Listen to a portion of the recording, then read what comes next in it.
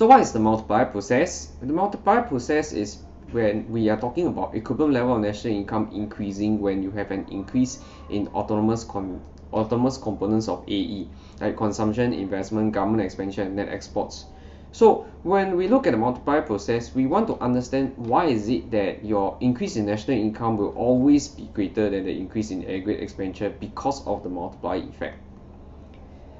So we try to use a numerical illustration to help to understand what the multiplier process is about. So let's say there is an autonomous increase in business investments. So a bunch of investors came in and invest $300 million in the economy. So this $300 million was from outside the economy.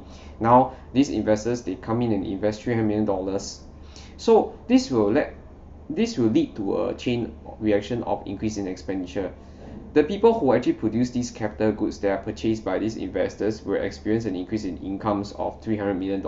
Now, if these people who actually produce these capital goods experience an increase in incomes by $300 million, based on the marginal propensity to consume, if they collectively spend 3/5 of the additional income, then $180 million will be added to the income of others. So remember, this first group of people who are producing these capital goods, they're earning $300 million.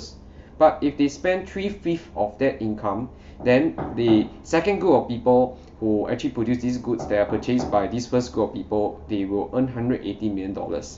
So at this point, your total income has actually grown by $300 million plus 0.6 times $300 million, which is $300 million plus $180 million.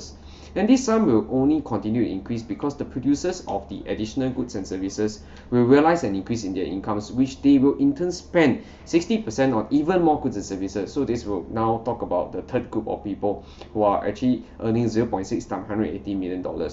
So this process can continue indefinitely, but each time the additional rise in spending and income is a fraction of the previous addition to the circular flow, because there is going to be withdrawals by each group of people in terms of savings, for example.